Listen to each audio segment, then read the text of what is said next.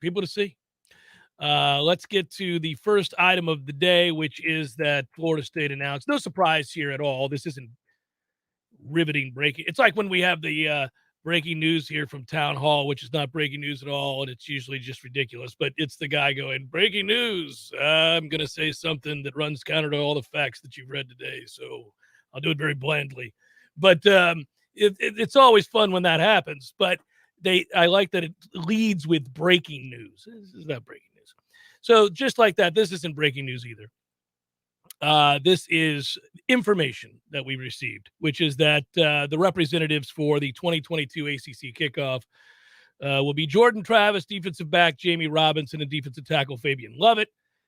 That, according to Mike Norvell.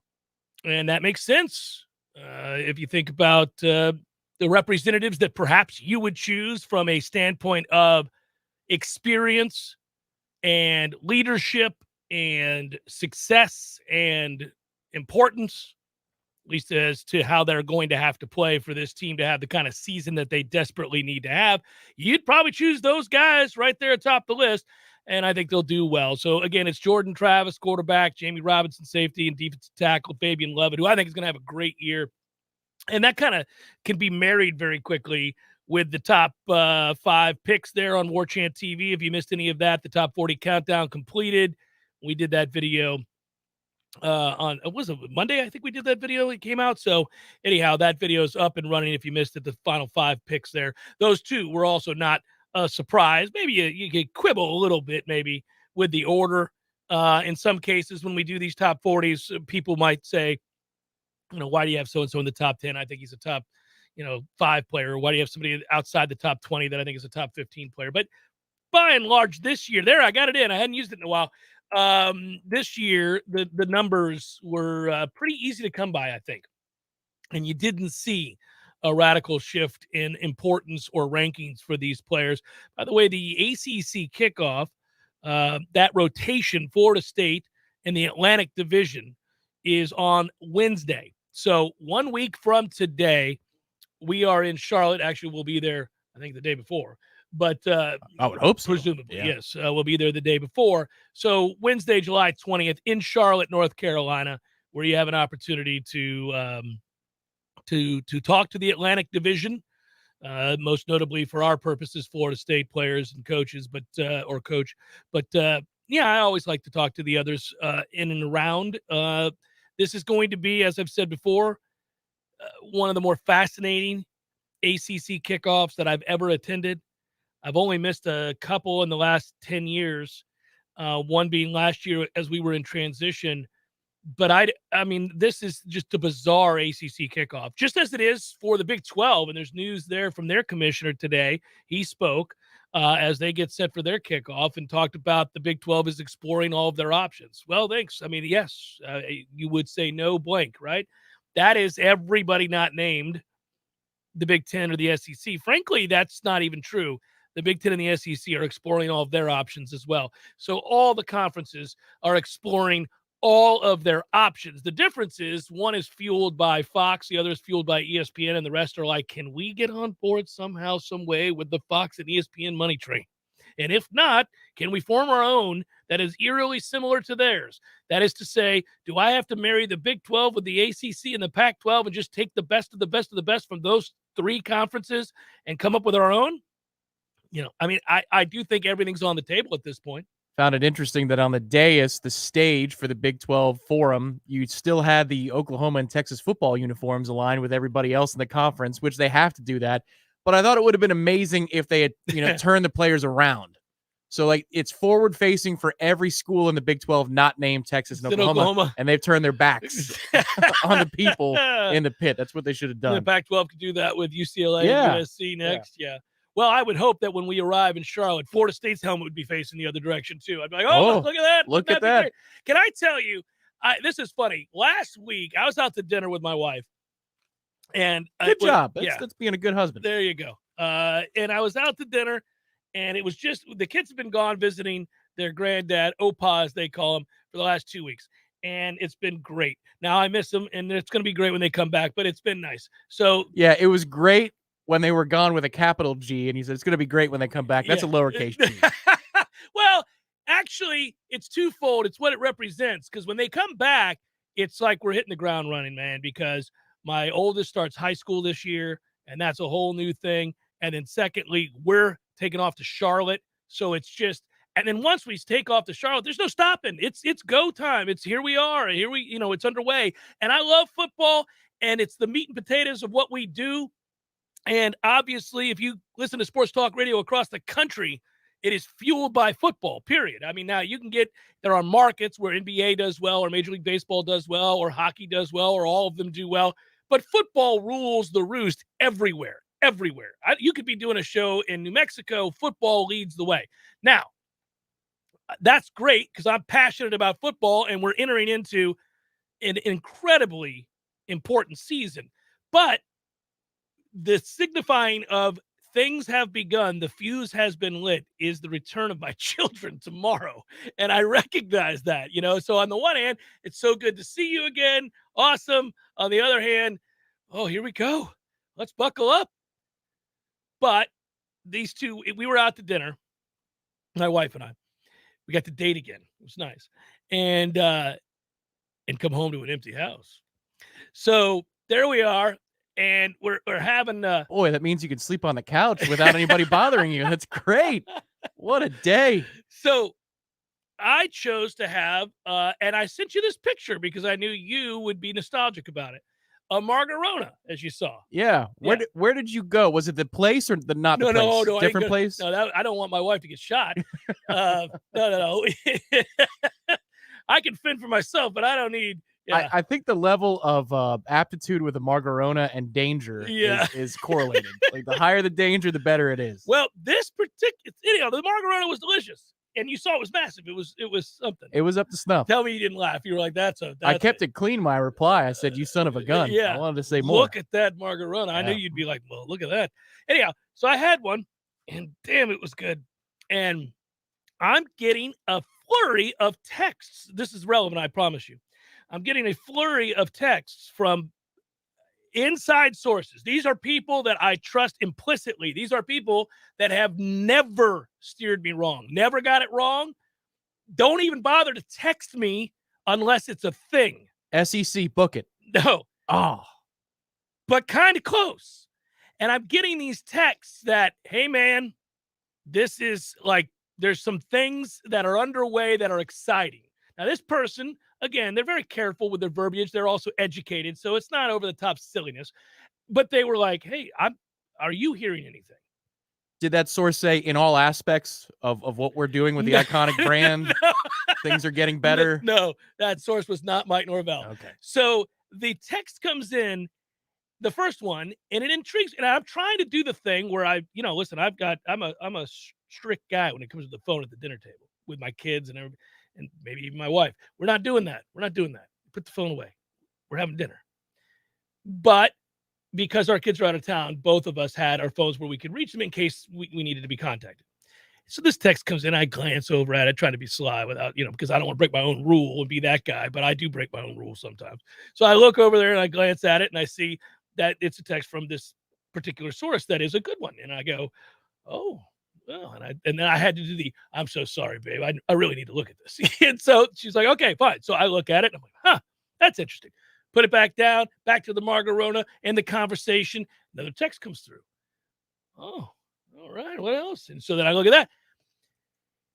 There was a moment where it appeared, and I think I've since talked to a lot of other people that cover the program and are intimately familiar with the operations of the athletic department, where I do think, and again, this is a natural reaction to the world being on fire, which is in both true in the world of sports and outside of the sports. But football, college football, it's on fire. Everybody is just looking for a safe passage. They just want to get somewhere where they feel that they're protected, taken care of, and safety in terms of the finances are available to them. And I'm not surprised to start getting word from sources that cover the ACC, sources that cover Florida State, sources that cover Clemson and Miami and other schools that have all been rumored, right? So I'm getting hit up fast and furious with these texts. Like, are you here? Are you here? And there are people here that don't know each other. And that's always a good sign. I'm like, well, this guy doesn't know this guy. So they're not talking together and then spilling it out my way. These are just two people hearing from two other people. So I'm going. Long story short. What did they say? By the end of the night, it was apparent that nothing was imminent. Nothing was going to happen as far as Florida State is leaving this sad sap, sorry ass excuse of a conference and make their way to that safe haven that I just described. What a buzzkill. That it was not going to happen on that particular Friday night that I was receiving a text while having a margarita with my wife. Wasn't going to happen. But I want to follow up on that because Ira talked about it yesterday on Seminole Headlines that he talked with the producer from Feinbaum, and I know that guy as well. If you've ever been on that show, he's the guy that calls you, or he used to be the producer, and he'd call you. Good enough guy, unlike the host. Really? Yeah, good enough guy. Because he's the one who screens people and lets people on? Well, I don't know about that. Yeah, okay. I don't know about that. I don't know. Hold on. I know where you're going with this. Right. Just don't even go there. I know exactly where you're going to head to. But he had told Ira, I guess, and this is third hand. Ira told me this on the air yesterday, that the feeling in SEC country, in particular in Birmingham, is that Florida State will be part of the SEC. And I said, well, okay, good. That's great that there are all these feelers being put out there and inquiries about level of interests. It stands to reason that Florida State, Clemson, anybody who cares to be a part of the money trough is interested in leaving this conference, because if you're going to anticipate, I talked about anticipation being power as opposed to reaction. It's easy to anticipate that 10 years from now, this thing isn't going to exist, not in a way that's beneficial to us. So of course, everybody wants out.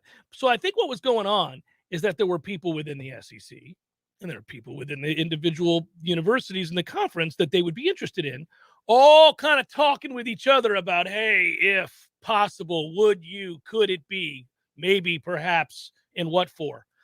Yeah. Meanwhile, Syracuse, Wake Forest, and Boston College are like, nope, not on my watch. I don't know what those other universities were thinking. They were waiting on the email. Remember the old email that they were going to get from back in the Big 12 realignment days? Like, did you get I didn't get an email. Yes. So they're probably not getting emails. They're not getting texts. They're not getting calls late at night. No late night, 1 a.m. Hey, it's Alabama. How are you, BC? That ain't happening. No, but what they've done is they've all retained their top counsel, given them a phone dedicated to this issue. And they said, if it rings, I don't care if you're having a margarita with your wife. You're picking this phone up. That's correct. But obviously everybody is, and I actually am one of the people who says, I don't really care if it's the SEC or the Big Ten. I don't care. I can see the benefits to both. I understand that the vast majority of my audience and the people that are diehard Florida State fans would rather be, I think, if they're answering honestly, in the SEC than the Big Ten. I don't know that I agree with that. I can think of many things that I'd like about the Big Ten over the SEC, but I can also think of some wonderful aspects of the SEC, and I disparage it all the time because they make it easy for me. But in truth, there are some wonderful stadiums and venues in college towns in the SEC that would be a lot of fun. So I don't really care either way, just so long as we're no longer getting buried on an annual basis as it pertains to each school and the monies that they take home from the conference. It just feels inevitable that it is the SEC from a logic standpoint, so given that ESPN controls both conferences. So why would ESPN let us walk to the Big Ten? They never would. They would not. Notre Dame only has a half a foot in terms of financial obligations to ESPN because football is independent TV contract wise. So if you're going to be paying grants of rights and an exit fee for all sports but football, I mean, come on. They get that in the second collection in one Sunday. They're fine. For us, no way. There has to be some sort of trade-off. Like the SEC would have to gain something that they don't, and ESPN would have to gain something that they don't anticipate gaining. It's like when broadcasters switch locations. You remember when Al Michaels went from ABC and Monday Night Football to NBC? NBC had property of some old Disney videos that they sent the other way. Yeah, here you go. ESPN would have to get something weird in order for us to make it to the Big Ten. I agree that if you brought enough natural regional rivals, with us. Yeah, it could Clemson, be Miami, really, Georgia yeah. Tech, or some conglomeration like that. Then I could see where the Big Ten might be fun. But I don't know about, all the roadies to Indiana and Champaign, Illinois. I And don't stuff. picture. I'd rather drive to Arkansas and Auburn, I don't want to LSU, drive to Fayetteville, Arkansas, Tom. But if you want to over drive Champaign, Illinois, getting on a flight to go there, hell no. Same nonsense. I don't want to go to either place. They're both sorry Woo as hell. pig suey. You can No, meet the professor. You're talking about something very different. I like Arkansas. I like Woo Pig Suey and the drunk professor. I like their coach. I love all of that. I like I love their mascot. I like their uniforms. That's all well and good. Nothing excited about rolling out to Fayetteville, Arkansas, just as there's nothing excited about going to Champaign, Illinois, where I've been. Now that said, there are down venues everywhere. Yes, racing off to that school or to Indiana was a good one for you to choose, by the way, because whenever I think of the trip that I don't want to take, it's that one. Although I've been to Bloomington and I had a wonderful time while I was there. That said, yeah, a kickoff in late October. Yeah, you're like, oh. Weather would be great. The weather would be great, but you're like, oh, what are we doing? It needs to be a nooner. It needs to be a nooner. We're playing Clemson next week. This is a long flight. What are we doing here? But that said, going to Ann Arbor or going to Columbus or you'd have a good time, buddy. Going to Lincoln, Nebraska, you'd have a really good time. I should touch on recruiting because I think the people in the chat are hyper focusing on it. About Chris Parson. I don't care what a 3-star quarterback does, and he's not coming here, so whatever. I'm not overly worried about it. He's been recently offered by Cal and Mississippi State. Great. He's reopened his his recruitment. That's fine. I'm not worried about it. You probably have a better idea of what's coming down the pike with this, but I do think that we're about to get news on a quarterback, and one that appears to not care about competition, like as in welcomes it. And wouldn't that be great? Wouldn't that be something? That would be Brock Glenn, who, by the way, told Carter Carell, I think that's how he says his last name, quote, "It doesn't really affect me about competition. I know you are going to have competition no matter what. They have been honest with me about taking 2 quarterbacks the whole time. I didn't back down from that. I love competition. It's what makes great players great. Everybody has to compete. Iron sharpens iron." So that would definitely help in my development. He listens to Seminole headlines. As well as whoever has to join if I were to go there. That would just make us both so much better being in the same class, because we know we're going to have to beat not only the people who are older and younger than us, but also the dude who's in the same class. I love competing. Doesn't really matter to me. Well, God bless you, kid. You're the first kid I've heard say anything sensible about competition in forever. Good for you. I don't know if he can play or not. I've never seen him. And the idea that we're going to get good news is still up in the air, but it's trending. It's trending in a good direction. No, I mean, that quote alone seems to suggest, right? It's just nice because that is true no matter where you go. No matter where you go, you are going to have to compete with those that are already there and those that will be coming there. That's how this works. Big time college football is all about competing. This is not one of those things where it's generational. No, it's always been this way. It's not that I'm old and see the world differently than an 18-year-old in regards to competition. Competition has always been the thing about playing big-time college football, no matter the era. 1920, 1960, 1980, 2000, 2020. Doesn't matter. You've got to compete to win starting positions against players, presumably, who have a little something to them, or else they wouldn't be there on scholarship either. That's just always the way it's been. Now, I'm not saying that doesn't mean that if you lose that competition, you should sit idly by for 3 years and never play. I've never been that guy. I'm not the guy that then takes my love of competition to the next level and says that nobody should ever transfer. That's not true. I mean, I get it. Sometimes you get into a situation where maybe you commit to Florida State in the same year that Jameis Winston does, and you lose that job because, he's the future #1 pick in the draft and, frankly, is a lot better than you are, and you're never going to beat him out. Does that mean you should never have an opportunity to start somewhere at another university? No. Go ahead and take it on down the road if it's that apparent. Right, and manage your way to a national title doing so. There you go. Go figure. No, but I'm saying there are circumstances and situations by which you should absolutely leave. But it should never be before you ever step foot on the campus for fear that you're going to have to compete with somebody else that's also going to the same place you are. That's just stupid. Yeah, assuming that's 100% of his reasoning, yes. And the problem here is that it always comes down to not only the kid, but the camp. And I think there might have been a little bit of that going on in this situation too. So sure, that's the hard part. I mean, it happens. We cite it all the time for the basketball program and some of the kids that said goodbye to Tallahassee and Leonard Hamilton's awesome way of rising through the ranks and developing talent and putting you in a position to make a lot of freaking money, only to not play ever again meaningful minutes. Ike Obiagu, like that's the tough thing. Yeah, the old 2 points a game, right, for Obiagu the rest of his career. Or John Butler. Where is he going to play? Israel? Who knows? He might. I mean, literally, it might be Israel. That'd be a big place for him. It would actually be a big step up. Derwin made some money out there. Yeah, there's players. But you know what? He maxed out his time in college before going to said basketball league. That's a shame. That's a shame. Chef Cameron Show 93.3 Real Talk Radio and Warchant TV. When I get home from work, I'm ready to relax. So I call Swain Pools and Spas to put my pool in the back. I call Swain Pools and Spas. Now I'm soaking up the fun when I want to. Truckloads of new and used Caldera and Hot Spring Spas are available now at Swain Pools and Spas. Don't wait. Get to Swain Pools and browse the best inventory to find the spa of your dreams. These won't last long, so come see us today. Just look for the huge sign on Tharp Street or call 386-7113 for Swain Pools and Spas. I know what you're thinking right now. Where can I find a place to get my car fixed and also check out some awesome new hot tubs and spas while I wait? Well, you're in luck. Because when you bring your car or truck in to get serviced at Tallahassee Car Care, it's under the same roof as Swain Pools and Spas for tires, brakes, bodies, tune-ups, oil changes, and all the service you need to get back on the road. Choose the certified technicians at Tallahassee Car Care. Drop by our shop on Tharp Street or visit online at TallahasseeCarCare.com.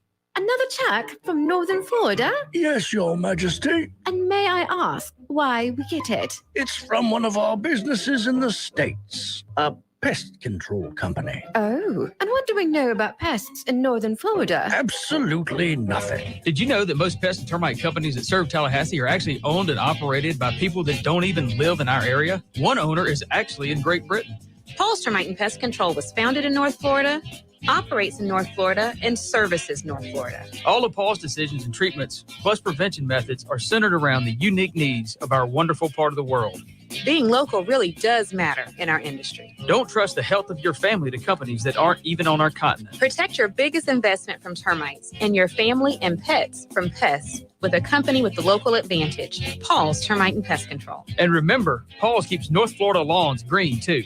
For the elimination of termites and other pests, and a greener lawn too, call Paul's. We'll get them all. We use a fly swatter? I believe we do. Diabetes, high blood pressure, anxiety meds, everyone's on them. If you're a 50-year-old male, maybe a bit beefy, or even with type 2 diabetes, $1 million of term insurance may only cost you about $200 a month. Affordable term life insurance is out there. Call Term Provider and speak with Big Lou at 800-481-1458. 800-481-1458 or visit biglou.com. Remember, Big Lou's like you. He's on meds too. Have you wanted to speak a new language but thought it'd be too difficult or take too much time? Then try Babbel. In just 15 minutes a day, Babbel teaches you conversations that you will actually use. With 14 languages and lesson topics like travel, business, relationships, and more, you'll learn what matters most to you. Babbel. Language for life. Learn a new language with ease. Go to Babbel.com to try for free. That's BABBEL.com. Now go call Seminole Glass. They'll get on the road and get it done fast. Your local family-owned glass company, serving the Big Bend for over 15 years. At Seminole Auto Glass, we care about your safety. Insurance will send you wherever it benefits them, not the quality of service. There's a difference in auto glass companies. Trust your local auto glass experts. Seminole Auto Glass. They handle any kind of broken glass, and you know who they are. Better call Seminole. We all want more energy, more strength, more results. Well, welcome to Orange Theory Fitness as you take a step towards feeling more alive today. Backed by science, Orange Theory's heart rate monitored workout is scientifically designed to keep heart rates in a target zone, spiking metabolism and increasing energy. Orange Theory Fitness is a one-of-a-kind group personal training workout resulting in more energy, visible toning, and extra calorie burn for up to 36 hours. Experience a more vibrant life today with Orange Theory Fitness. To find out more, go to orangetheoryfitness.com. Jeff Cameron Show brought to you by Orange Theory Fitness. 2 Tallahassee locations, Midtown on Thomasville Road and Northside in the Village Common Shopping Center. Online at orangetheoryfitness.com.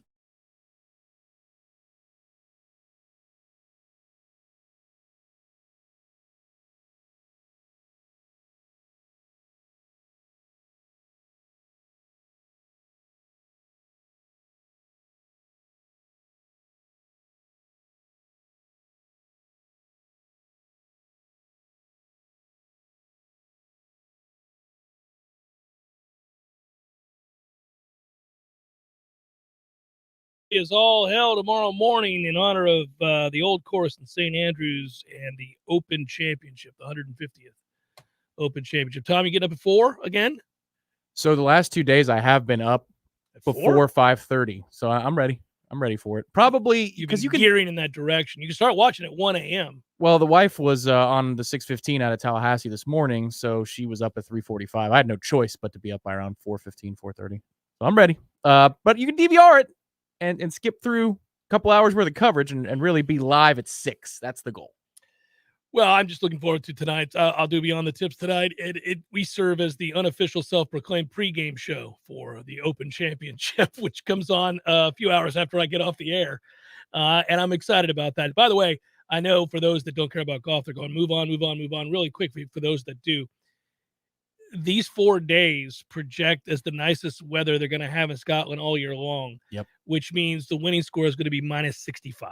Yeah. I mean, they'll overpower this course with no wind. This is a course that you might shoot par at, and I'm not even kidding. It's not a hard course. So I'm a hell of a player. But I'm saying that it's this is one of those situations where they need that wind. Now they can tuck those pins and do some things, but that's going to be very interesting. But hey, I think that puts Tiger squarely in the field, though. It's the only thing that does. It really is. It's the only thing that does. Look at me. If the if the wind is blowing 30, 40 miles per hour in their face, 20 miles per hour in their face, then he's out of the tournament. But if it's not. But the thing is, I think that's a great equalizer. Of course, you would rather it be somewhere in the middle between where it is this week and then what you hate and loathe, which is one half of the draws automatically. Well, they get screwed. They get eliminated. Completely screwed, right? But I think this is a great equalizer because even though the bombers are bombers and they usually have an advantage, here it's kind of mitigated. If you can hit a 5-iron and have it roll out 290 yards or 320 yards. Well, that's why Tiger's in the field now. It gives him a chance, right? But everybody, even, like diminutive ball strikers, not just Tiger, but some of the other Zach guys. Johnson's back in it. He's back in it. Well, Morikawa too. Now, no, it's not like he's a short hitter. No, yeah. But you know what I mean? There are some tournaments where you're like, well, he's really going to have to do this exceptionally well to compete. No, I mean, he is your defending Open champion. He's won 2 majors. Yeah. People forget that. He's already. Won 2. He's won 2. I actually think that, it is wide open. It's wide open. It should be a lot of fun. I look forward to it. And now let's go from there and get into this. Some people have asked the question about competition and all that good stuff.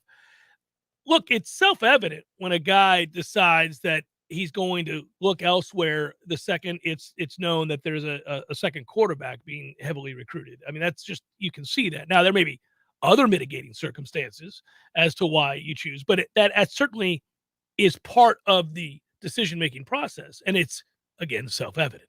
So I don't think we have to spell that out for you, for those of you asking. Now, also, I would say, I don't care. I don't care the reasons, really, at this point.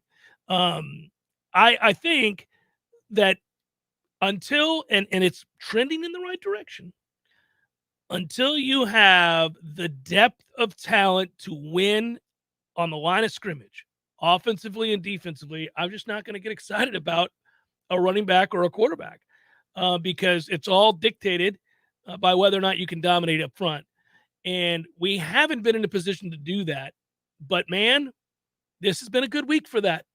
Been a good week for that discussion. Well, and it's not the beginning, of a good Well, discussion no. for the offensive They line. continue to transform Right. this offensive line. So can we say, with a transfer situation the way it is these days, where everybody gets a free look, if the kids that have committed to Florida State and have already signed to Florida State and transferred with multiple years are all here, the guys we have currently, that the next 4 years, the outlook for the offensive line is the most positive it's been since I don't know when. 2013.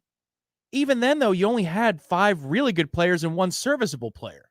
You might have more depth here on the offensive line in the next 4 years than you've had since I was a kid. I don't even know when.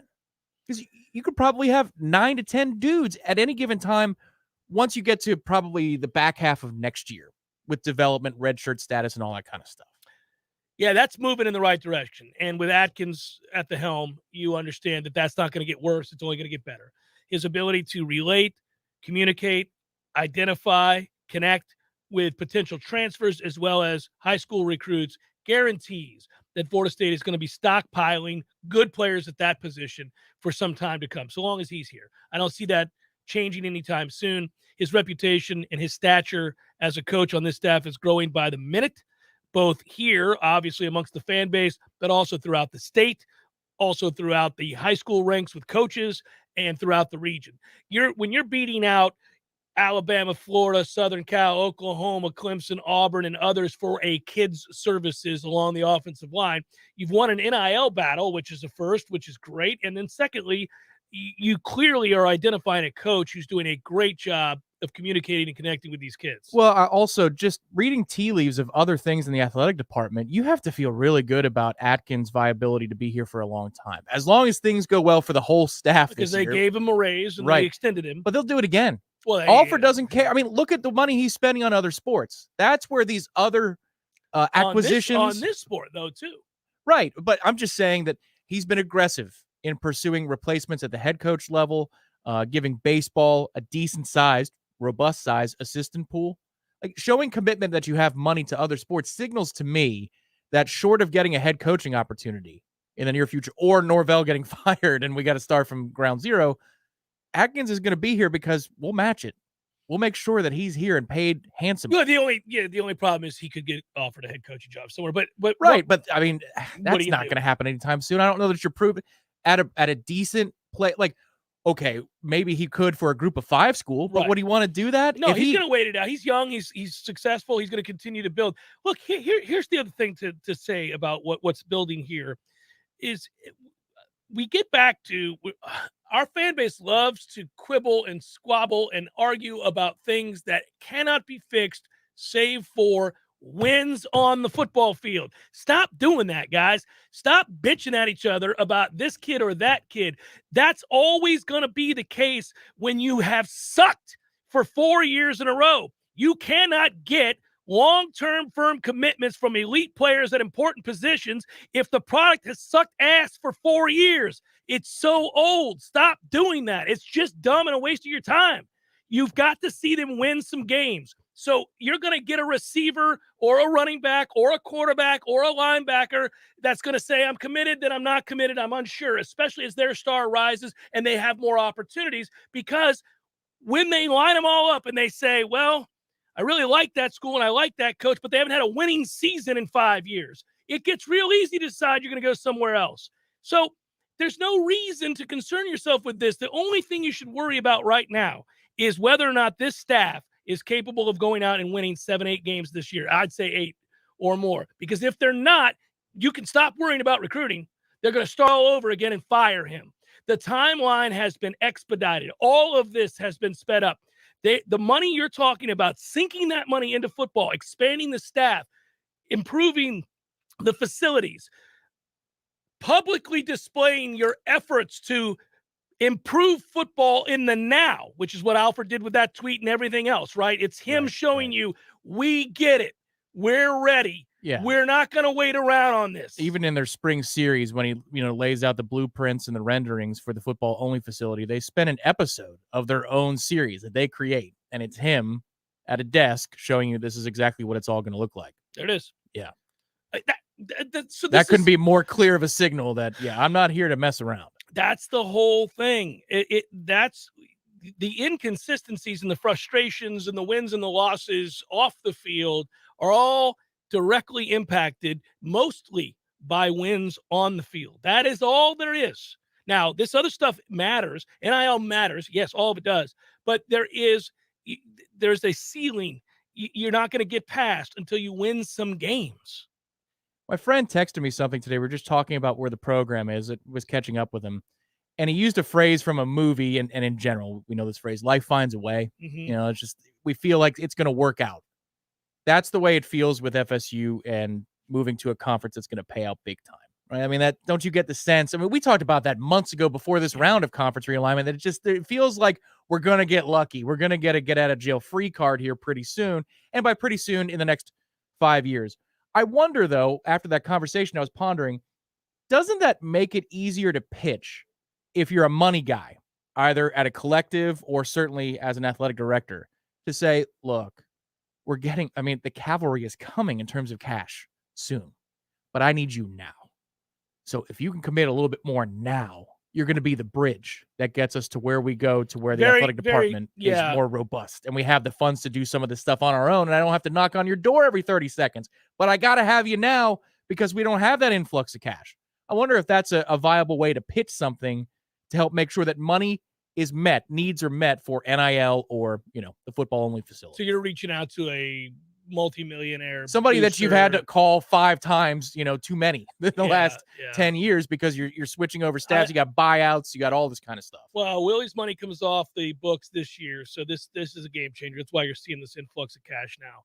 I would say even that is greatly affected until you win some games. I think that there's a limit even there. I think that's all logical and sound and reasonable. And this is, if you're sitting around having a discussion steeped in logic and reason and defining your terms and all those things, that would be a fair pitch. But even then, I just know, it's human nature, especially if you've been asked several times before. Sure, of course, but my man, how many times are you going to come to me and we're gonna do this? So, but also you could stop spending and this whole thing's done, So these are your options here. Yeah, but then that's a threat. And so to me, so we are under a threat. I mean, that's not how this program is threatened. Tom, I'm not taking you to the next negotiation. Well, you say when the lab is like, well, that's ridiculous, because if I don't have people like you, we don't exist in the first place. So we're going to make it up to you. So in perpetuity, I've got to give while we get bent over every Saturday. The TV money's coming, Fred. Okay. Listen to me, Fred. It's the Jeff Cameron Show, 93.3 Real Talk Radio and Warchant TV. Your local news now. Tallahassee Memorial Healthcare was on lockdown Tuesday afternoon after police said a suspect escaped the custody of TPD officers. The suspect, 30-year-old Ashley Gamble, was awaiting medical clearance before officers were going to take her to the Leon County Jail. The incident report says Gamble got away from officers, and after an hour-long search, she was found and taken back into custody without further incident. While Gamble was away from the officers, the hospital was put on lockdown out of an abundance of caution. Gamble faces charges of fraud, possession of cocaine, and criminal mischief. TPD said more charges are coming following her escape attempt. The Florida Department of Health reported Friday, July 8th, that samples taken from the Withlacoochee River in Georgia and Florida met the state of Florida's quality standards. A sewage spill in Valdosta led to more than 120,000 gallons of sewage released into Sugar Creek in Valdosta. Florida's DOH noted it will continue to monitor water quality samples provided by the city of Valdosta. This is Rachel Lene with Real Talk 93.3 Local News Update, brought to you by Macklemore Systems, Tallahassee's go-to Mac store. Check them out online at McLemoreSystems.com. This is meteorologist Paul Trombley with your Real Talk 93.3 weather update. Scattered thunderstorms likely this afternoon, otherwise overcast skies. Highs level off around 90, southwest winds 8 to 15 miles per hour. Chance for scattered storms tonight, lows dip down to about 74. Cloudy skies expected. Cloudy skies with a few peaks of sun tomorrow. Scattered thunderstorms likely, daytime highs approaching 88. This report is brought to you by The Lawn Johns. For all your landscaping and lawn care needs, visit thelawnjohns.com. Right now, 81.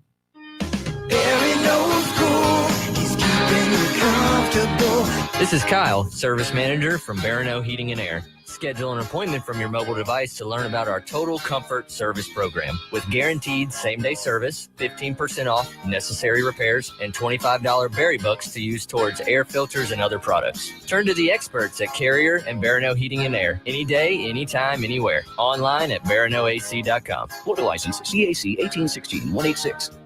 Well. Hey, Jeff, look at this place. Yeah. Well, doing well. It's been a while since I've seen you, brother, but, it hasn't been a while since I've been over to Gordo's. I go there on the regular because of you, Eddie. Well, we keep you regular. Well, that's true, but I think of Gordo's as a place to sit down, have a cold beer, talk to your friends, enjoy the sports, eat the delicious food. But I think of you as Uncle Eddie, a man who takes care of his people and takes care of the town. I appreciate that, Jeff. Hey, and we'll keep you regular. Gordo's, bringing the flavor and flair of Cuban food to Tallahassee since 1996. Here's what you missed on the Greg Tish Show. Chattanooga, Tennessee. Pastor Tabner was alone with a female church employee. She in a towel and he in his boxers. The charismatic 41-year-old Hurley explained the two of them had been making chili and gotten food on their plates. With the hot dogs that they were making, we are hoping that the pastor used the right condiments. I think there was at least one hot dog involved. I don't know what you're talking about. We were just making chili dogs. The Greg Tish Show, Monday through Friday, 6 to 9 a.m., only on Real Talk 93.3. The Jeff Show is a production of the Warchant.com Multimedia Network. Check out Warchant.com today for the latest news inside Florida State athletics. That's Warchant.com. Now, back to Jeff on Real Talk 93.3.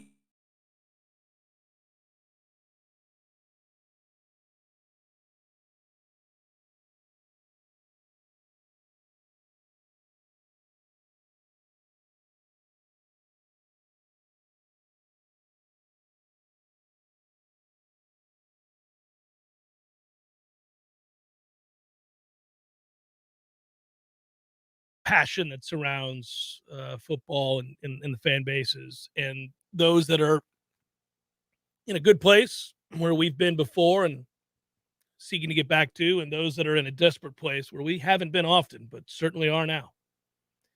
And that is probably felt no more in terms of the weight of it, probably by nobody more than, I should say, Mike Norvell. It'd be interesting to see his demeanor at the ACC kickoff. Be interesting to see his interactions, or take in those interactions that he has with pointed questions, press members that ask pointed questions. He's going to get them, because if you just look around college football, there's an article a day about the upcoming season. We're at that stage of the offseason where right now you're getting projections, win totals, schedule strengths. I just did a college sports book yesterday on West Virginia, in which I bet the under 5.5 wins. I think Bovada had it, Caesars had it at 5.5, wherever. Well, you can shop around. But I went under 5.5. They have a coach on the hot seat. They lost their best receiver, Winston Wright, who transferred to Florida State. They lost a 1,000-yard back who was their everything in the backfield. They do have 4 veteran offensive linemen, and they got JT Daniels to transfer in. They lose 61% of their defensive production on the season. So I added it all up and then looked at their schedule, and you go through. Phil Steele just released his schedule strengths for the upcoming season. And they have one of the toughest schedules in the country. They have a November in which your out-of-conference schedule is 2 arch rivals in the form of Pitt, West Virginia play this year, which is interesting. And then, of course, they also play Virginia Tech. So not easy. And then in November, they have games against Iowa State, Oklahoma. I mean, it's not good. It's not ideal. Texas, if you're trying to win a bunch of games, it's not ideal to have that slate in November. So I went under 5.5. What's my point? My point is that all of this, that every day there's another piece coming out, article, something where you can use it for betting, you can use it for projections, you can use it for fodder, for conversation on a sports talk show, you can do whatever you want with it.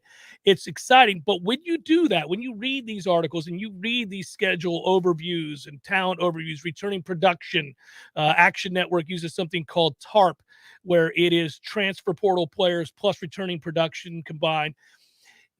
You get to invariably look at Florida State and pieces written about how much pressure there is on this season for that man and this staff. And I don't think there's any getting around it.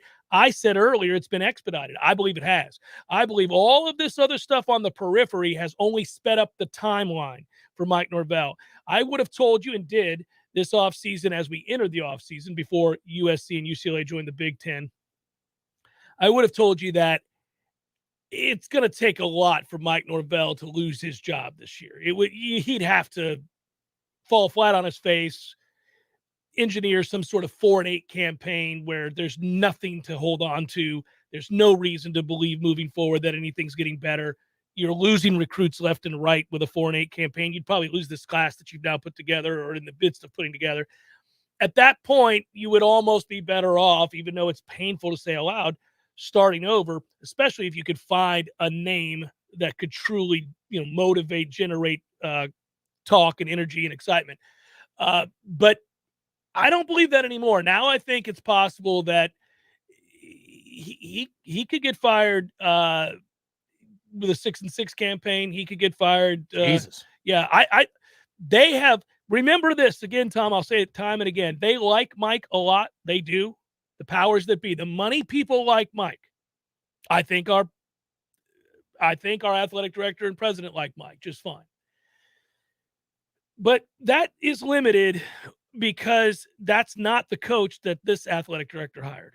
And I always come back to that. If you put yourself in Mike Alford's shoes, his job is directly in line with the job that football does. I mean, that's great. You extend to the softball coach. That's wonderful.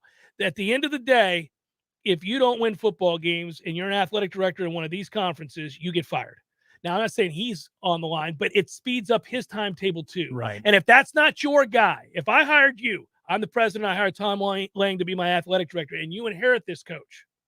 No matter your interactions that you've had with him, you might like his vision. You may agree with him. You may say, he had a tough go. He inherited a tough situation. What a horrible time to get a job. And COVID hits, can't travel and visit these coaches and develop relationships with players. All these things are affected, and it affects the job.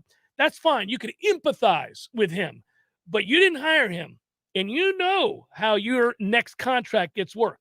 It basically doesn't happen unless football's winning, and you've put yourself in the best possible position to succeed. So if they go out this year and they still can't finish above 500, even with all of that said, you might not think it's crazy to fire him. Yeah, at 5-7, perhaps 6-6 would be interesting because what 6 do you win? What 6 do you lose? And how does it happen? And how does it happen with the injuries? injuries? Right. Because if I'm Alford, in a way, I feel like Norvell is so early in his tenure that I'm not going to be judged if I give him one more year. I'm not up against it as an athletic director this year. And so what I would have to weigh, this is almost like a player leaving early for the draft at the next level. I've got to take a look at the field of coaches that are coming due. Right. What am I better choices? off? Am I better off at the pool for this year, or do I project out and I take a look after 2023 and say that that's a more robust coaching pool? Let me wait one more year. I'm not going to get killed for it or fired for it if I am a little bit more patient here. Yeah, but your timeline gets shortened too, because now on your watch, that's a losing season or a non-winning season on your watch. Correct. So, and then hold on, then you're going to have to start over too. Because let's say it doesn't work out the next year, and now you're starting over. That's another losing season, probably another losing season after that. Now, all of a sudden, Tom Lang, athletic director, has presided over football with 3 straight losing seasons, and that's your ass. So I would get one of them back for the first year with the new coach. But yes, I agree. It's almost like having a 2-0 count. I could take a strike this year. Man, also might be the best pitch I get. Well, the 2-1 pitch might be the best pitch I get. The 2-0 pitch might be the best pitch you get. Is a base open? Depends. I mean, there's a lot of things to figure out here. You're right. This is, it's definitely chess, not checkers. You got to look at a lot of things. There are things that you're going to gauge. Okay, this coach here might come available. By the way, I've always really liked this assistant. The OC at such and such seems like a slam dunk hire to me, or whatever. Maybe. And there's usually things behind the scenes that we don't know about. So Mike Alford has relationships, just like anybody in that position has relationships. And he had existing relationships in powerful places prior to ever getting here. He worked at USC and Alabama and Oklahoma. He was an athletic director. He worked with the Dallas Cowboys. He's worked with big-time CEOs and all that. All right. Those relationships are going to inform the kind of decisions that you can make. Who can you ask a favor from? Who owes you? What monies? All of this stuff comes into play. So you've got a lot of things to weigh. Do you think he has to have that internal conversation on November 1st, where he's like, "Oh no, what do I do?" Alford? So I don't know that we're going there. I feel okay about this squad attacking 8. Because if you look again at last year, the way you finished the season, good too. I'm not coming at this from a negative point of view. I'm looking at it. This is the right. You're not saying the trapeze artist is going to fall. You're just saying that there's no net underneath him. I'm saying it's important that you don't slip. Right. I'm not saying you can't cross this. I mean, we're not crossing the Grand Canyon this year. No, but you're 5-3 to finish the schedule last year, and there were still a lot of flaws that you've kind of made better this year. I think the net effect is you've got a better football team now than you did for the last 8 games last season. Your pass rush is worse. Everything else should be a little bit better, right? Is that not fair? And you were competitive in all 8 games, including games in which you have more talent on the other sideline than you have on yours. That's a good sign. That certainly helped a lot. It trends in the right direction. I have high hopes for this staff, this team to be much better. They do. Again, we've said this, and I think it bears repeating. They could be appreciably better and not have a great record. The schedule, depending on where you want to look for these things, and I like to look at a lot of analysis for this. So if you want to look at how many veteran quarterbacks do you face? How many veteran quarterbacks do you face on the road? Number of snaps for the offensive line. Right. Okay. All of these, you can go on and on and on down the line. There are lots of ways to do this. I like to take groupings. I'll look at this analyst's way of grading schedule strength. I'll look at, my own thoughts of a team and what they're returning, all those things. But there are a lot of things you can combine and get a sense for. And no matter how you look at it, Florida State does have a tough schedule. At the same time, I would immediately turn around and counter, if you're any good at all, you are still playing in the ACC. It's just crazy that none of these 30-year-old quarterbacks went in the draft this year. It was so light. Hour number 2 forthcoming. Stay with.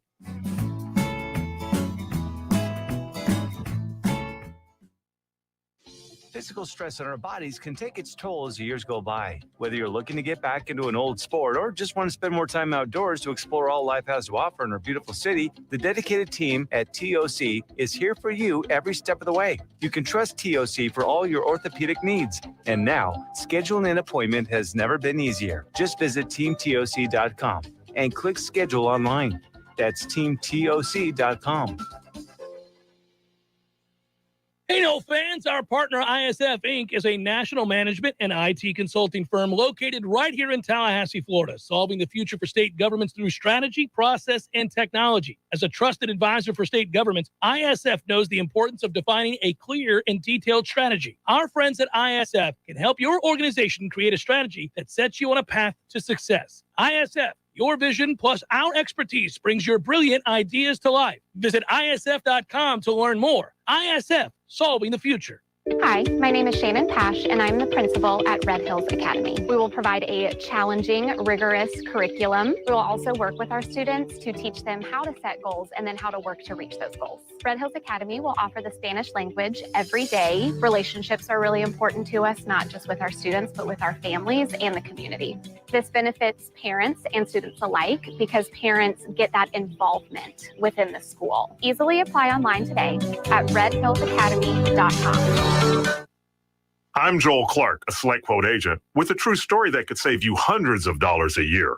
A woman named Linda just called. Her husband, Ray, has a group life insurance policy, but is changing jobs and he can't take it with him. Well, I went to work and found Ray, who's 40 and takes medication to control his high blood pressure, a 10-year, $500,000 policy for only $19 a month.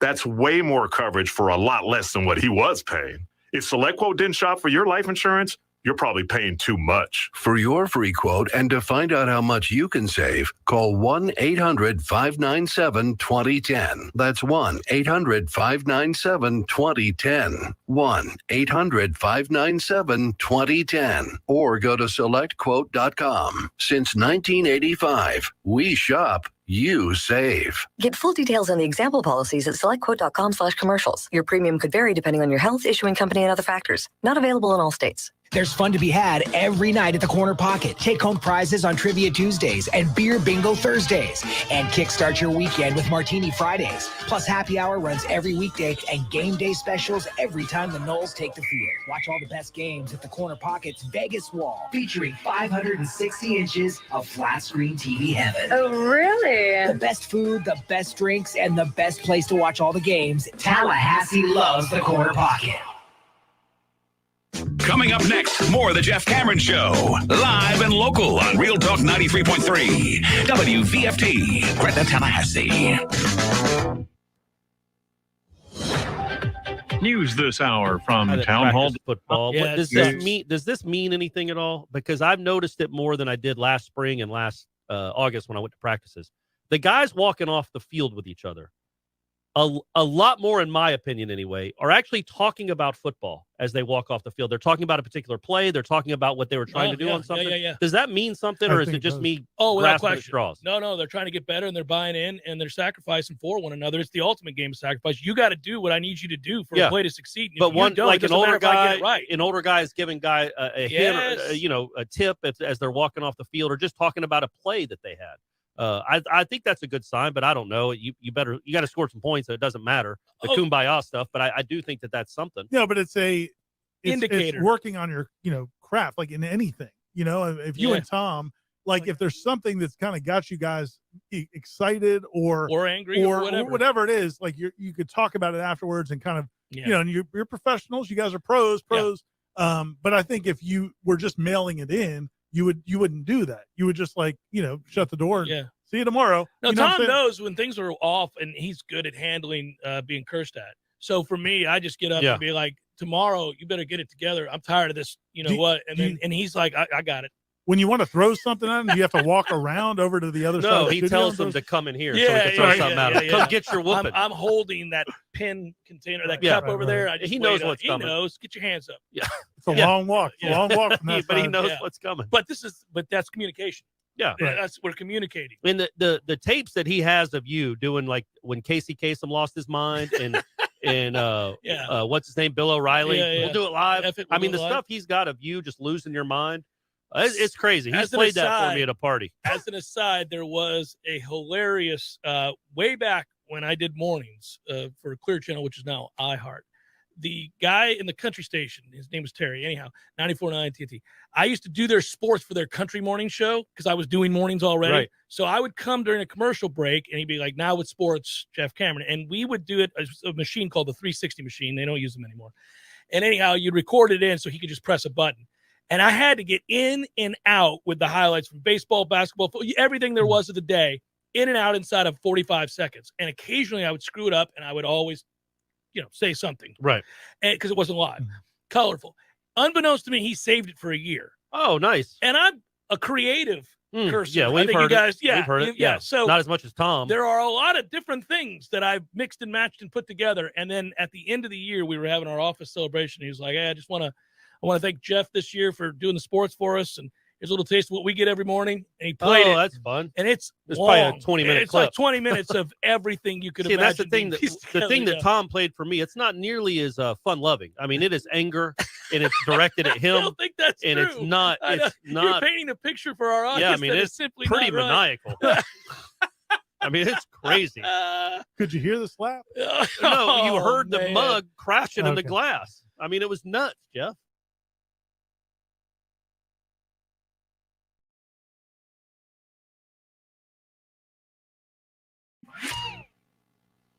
We all want more energy, more strength, more results. Well, welcome to Orange Theory Fitness as you take a step towards feeling more alive today. Backed by science, Orange Theory's heart rate monitored workout is scientifically designed to keep heart rates in a target zone, spiking metabolism and increasing energy. Orange Theory Fitness is a one-of-a-kind group personal training workout resulting in more energy, visible toning, and extra calorie burn for up to 36 hours. Experience a more vibrant life today with Orange Theory Fitness. To find out more, go to orangetheoryfitness.com.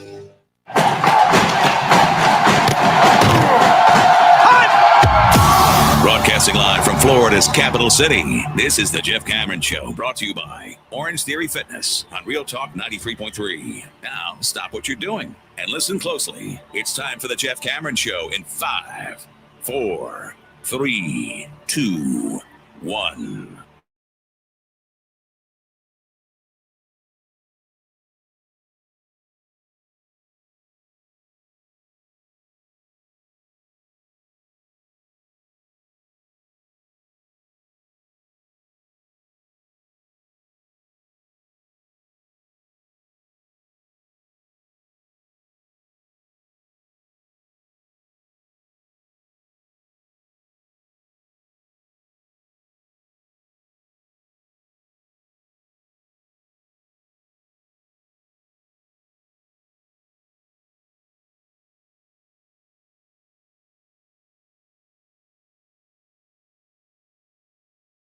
in the same room again. We're all one big happy family yet again. It's good as we get set to embark on another football season, and one that's going to be lively.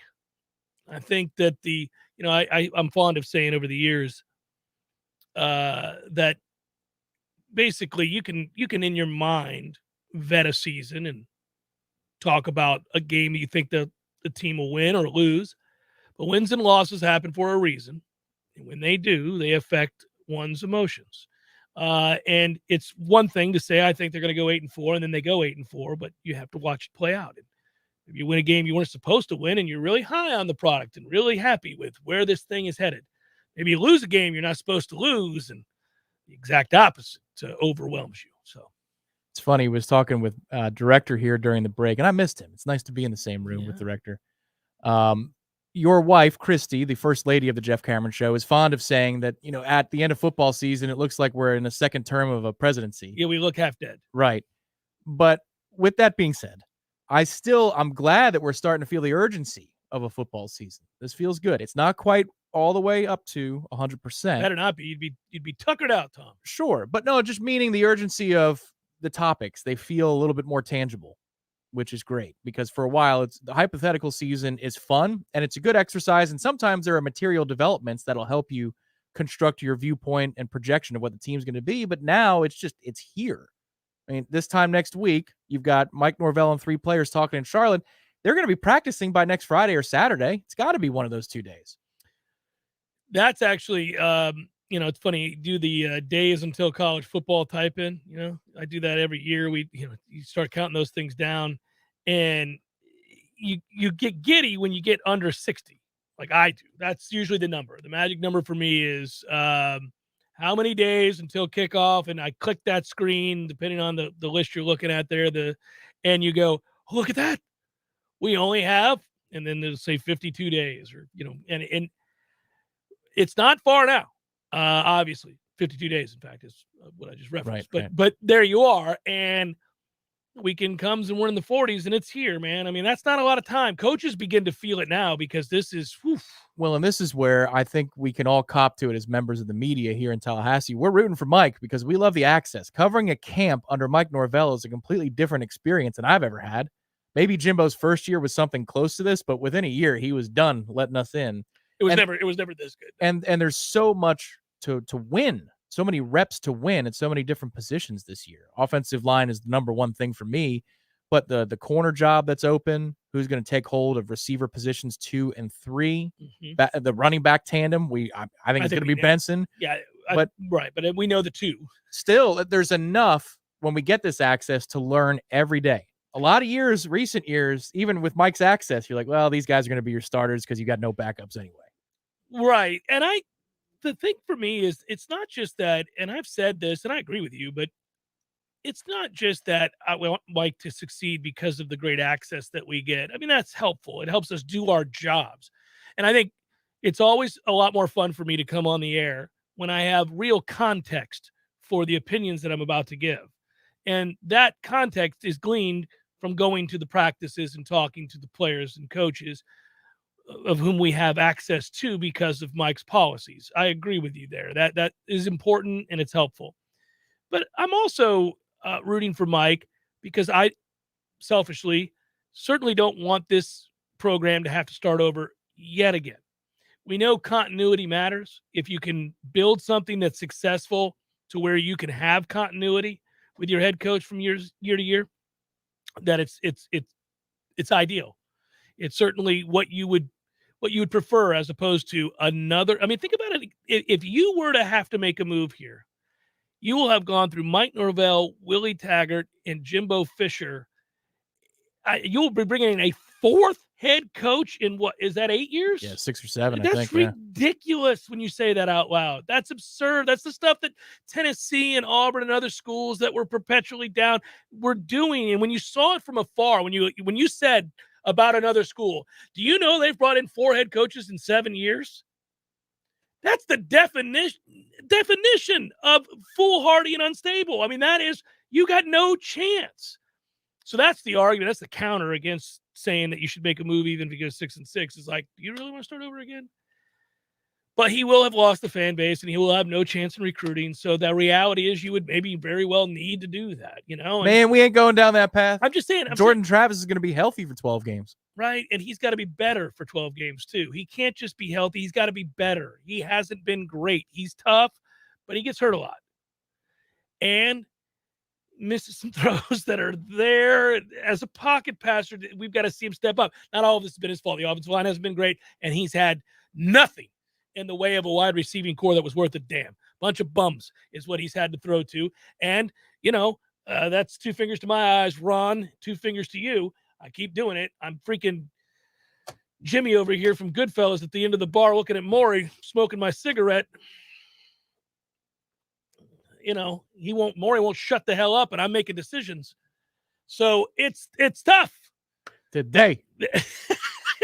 We need wins today. But it's tough, man. I mean, it's true. You get to that breaking point, but I don't want to start over, not for all of the aforementioned reasons here, but I don't want to start over because I actually think Mike's a good coach. I think what we witness every day at practice is the behavior and the game plan put in place by a coach that has a vision and a plan, and I think an ability to teach the game. These are all very important aspects of coaching. I say it all the time, and I've learned this more and more over the years. Good coaches get fired. It happens. So it's not to say that, hey, I think he's a good coach, don't fire him no matter what. Oh, no. Good coaches get fired all the time. It happens.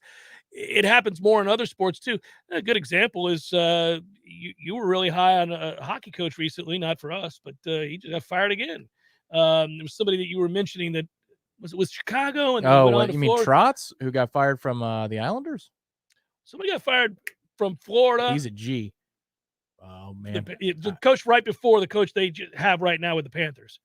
Well, Quenneville was tied up in the Chicago scandal. Yeah, right. Good coach. Got fired again. Yeah. It's not the first time. It wasn't for aptitude. It was for all the wrong reasons. But the point remains, good coaches get fired all the time. If you're excellent at teaching X's and O's, connecting to players, speaking to boosters, raising money, whatever it might be, that's all well and good. What if you can't recruit? You're going to get fired because your kids can't play and you're going to lose. What if you can really recruit, but you can't coach the game a lick and you lose every 50-50 game you lose, and you certainly never pull an upset because you're not smart enough as a coach to do so, you're going to get fired. You just saw that at the University of Florida. You know, that coach is a good game day coach. Got his ass fired. Didn't recruit well. Couldn't relate to the Bull Gators. Didn't relate well to boosters. Couldn't relate to humanity. Struggled mightily to connect to any human being. But he could really coach it up on a Saturday. Got fired. Happens all the time. So, and then, well, anyhow. That's a skill in its own right. If you're really close, you just need a coach to put you over the top. Like, let Mullen come in for a year and then fire him. And then he can go to the other team that's really close. Coach is not putting him over the top. He can coach for 1 year and fire him. But Mike's done a lot of things really well in my estimation here. Now, I have second-guessed some decisions about the staff. That's a very different discussion. It may end up being what costs him dearly. We'll see. But he has done a good job of flipping that locker room, removing the toxicity, keep people to buy in, selling a vision, relating and connecting to his players. He's done a very good job. They've got to get better in recruiting. But per my earlier point in hour number 1, you're not going to get appreciably better at recruiting because you lost the window of the new car smell when you were hired at a really difficult time, and then COVID hit and you didn't get a chance to connect with players and coaches throughout the state for almost 2 years. That's just bad. That's bad luck. But you didn't get that opportunity. So you're not suddenly going to see that impact recruiting the way it does with all the new coaches, like you're getting down at Miami right now with Cristobal. And anytime a new coach comes in, if it's an ideal set of circumstances, usually they get a little bit of an uptick, although Florida fans are wringing their hands because it's not happening there with Napier, which is a shame. But that said, and that's obviously sarcastic, folks, he can win games and change if it happens this year.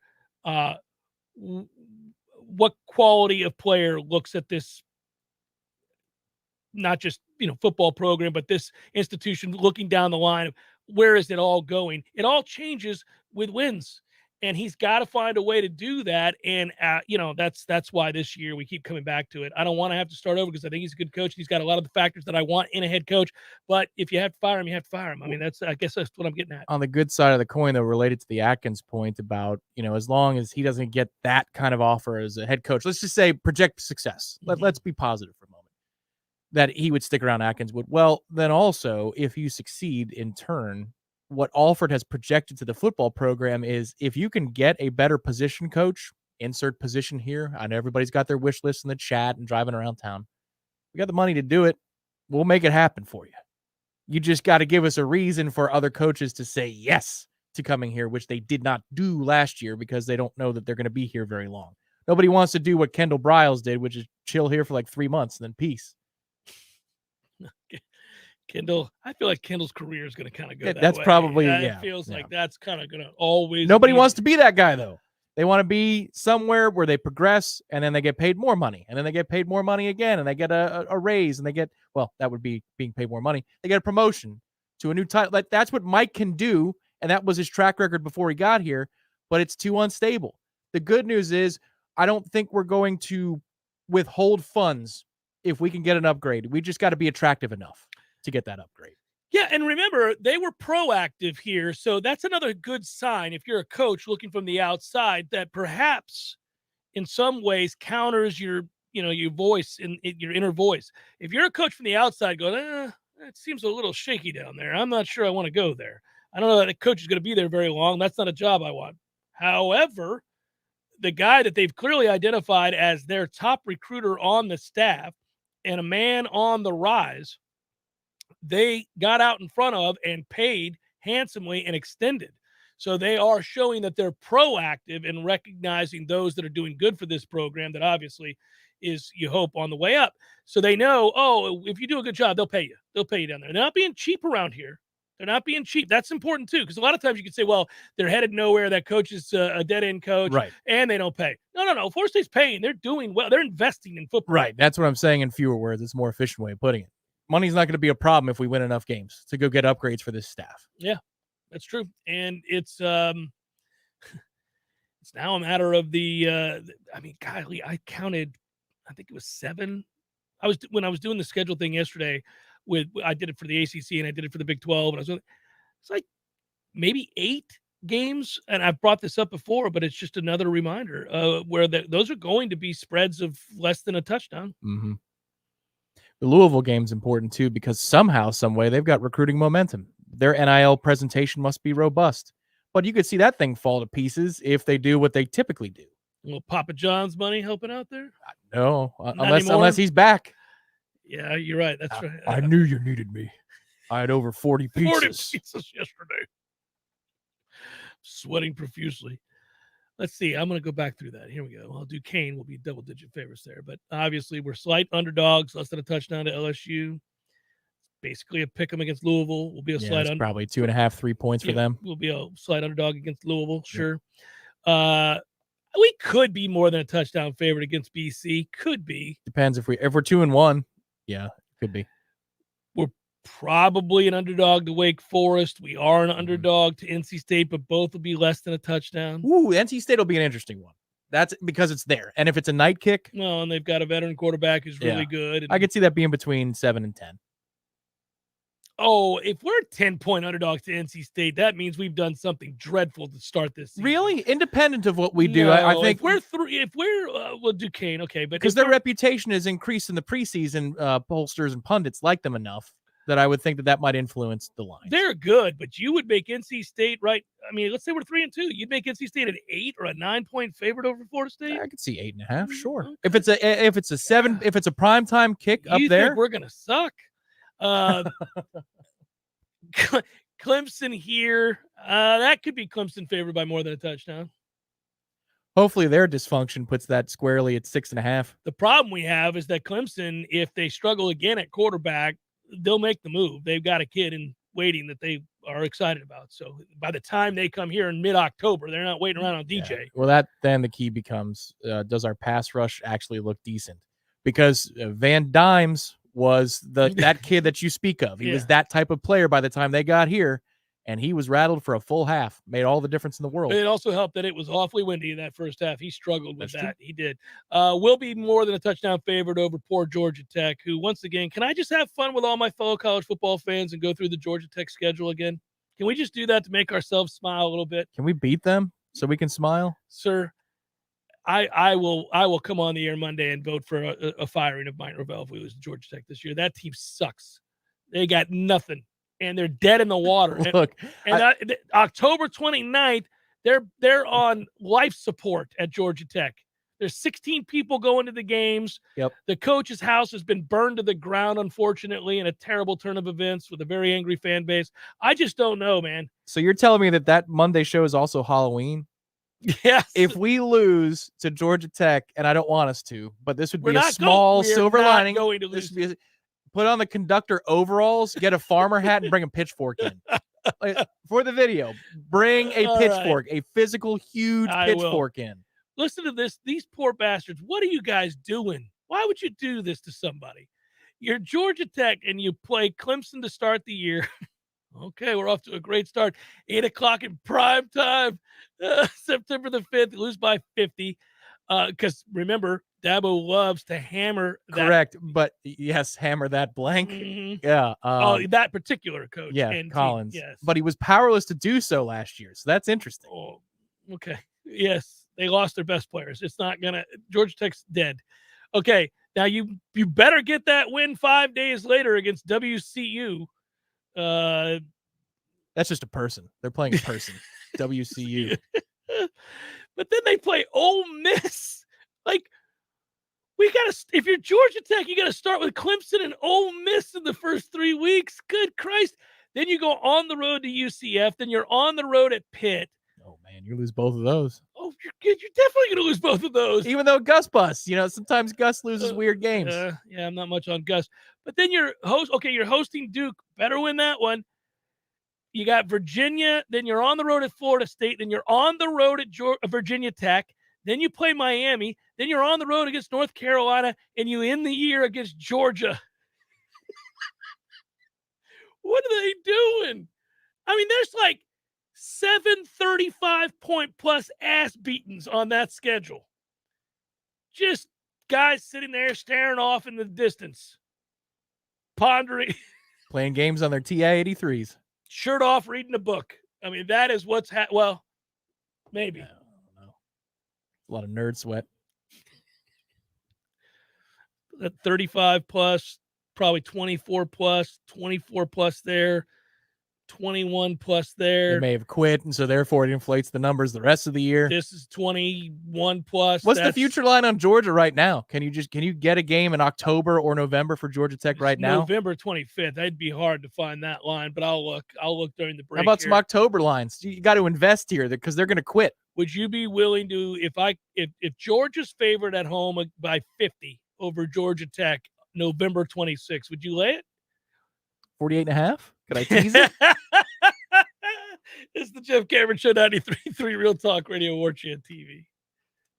Well. Hey, Jeff, look at this place. Yeah, My yeah. Well, goodness. doing well. It's been a while since I've seen you, brother, but, it hasn't been a while since I've been over to Gordo's. I go there on the regular because of you, Eddie.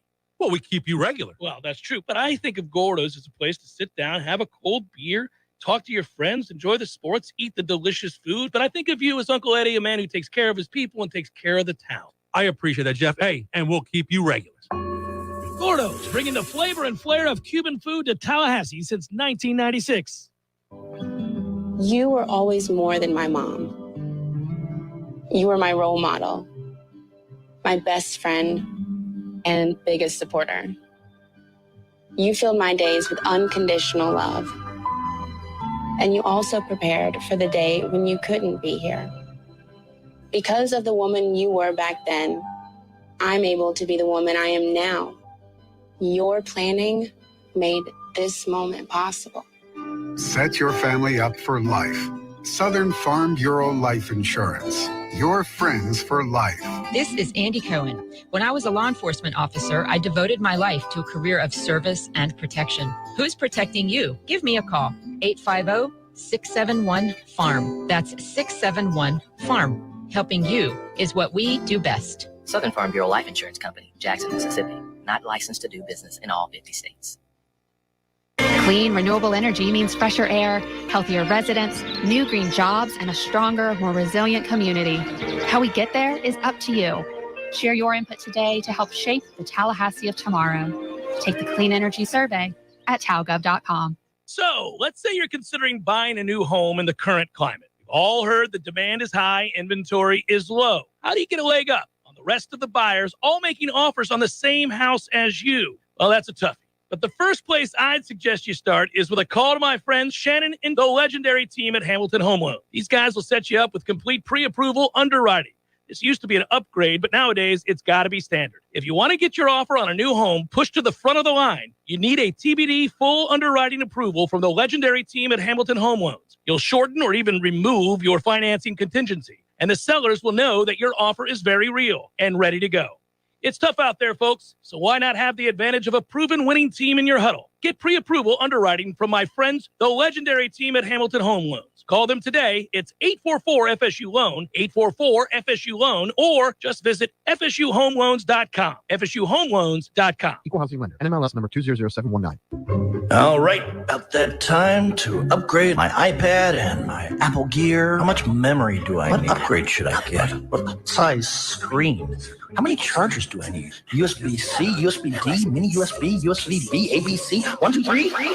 If only there was a local business that can guide you and help you understand what you need and get you the best pricing possible. Oh, wait, that's what they do over at Macklemore Systems on Capitol Circle. Get help buying the right gear for the right price and have it shipped directly to their store for pickup, all at no extra cost. That's the kind of service you won't get at any big box store. Shop local at Macklemore Systems. Find out more online at MacklemoreSystems.com. We all want more energy, more strength, more results. Well, welcome to Orange Theory Fitness as you take a step towards feeling more alive today. Backed by science, Orange Theory's heart rate monitored workout is scientifically designed to keep heart rates in a target zone, spiking metabolism and increasing energy. Orange Theory Fitness is a one-of-a-kind group personal training workout resulting in more energy, visible toning, and extra calorie burn for up to 36 hours. Experience a more vibrant life today with Orange Theory Fitness. To find out more, go to orangetheoryfitness.com.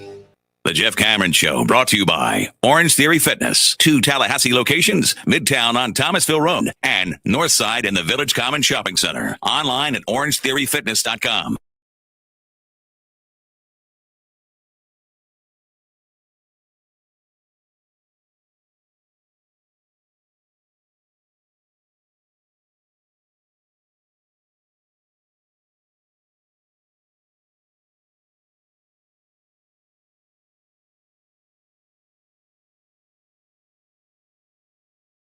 Offers on the same house as you. Tom did that.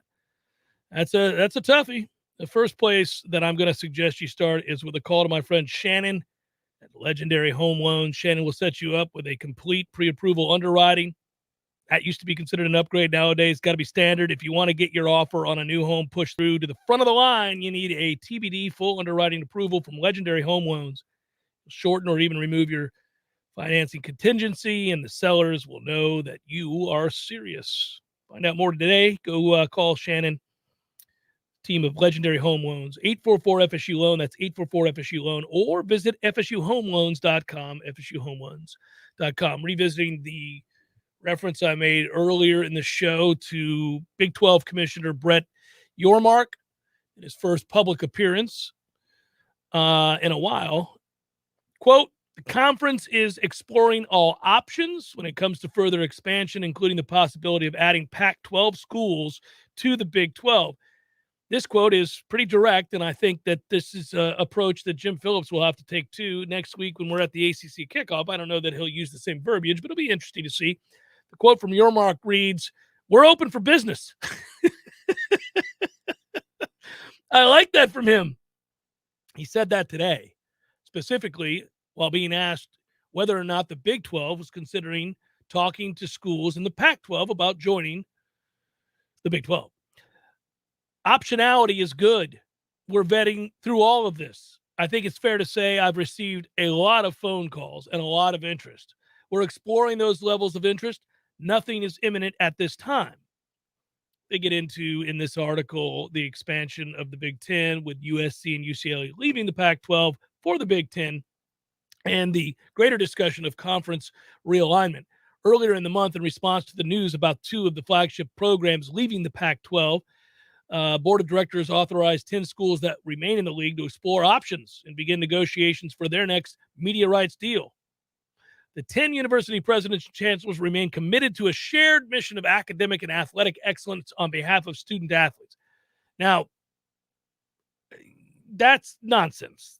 They don't remain in any way unified, committed with a shared belief and or mission for academics and athletic excellence. That's not true at all.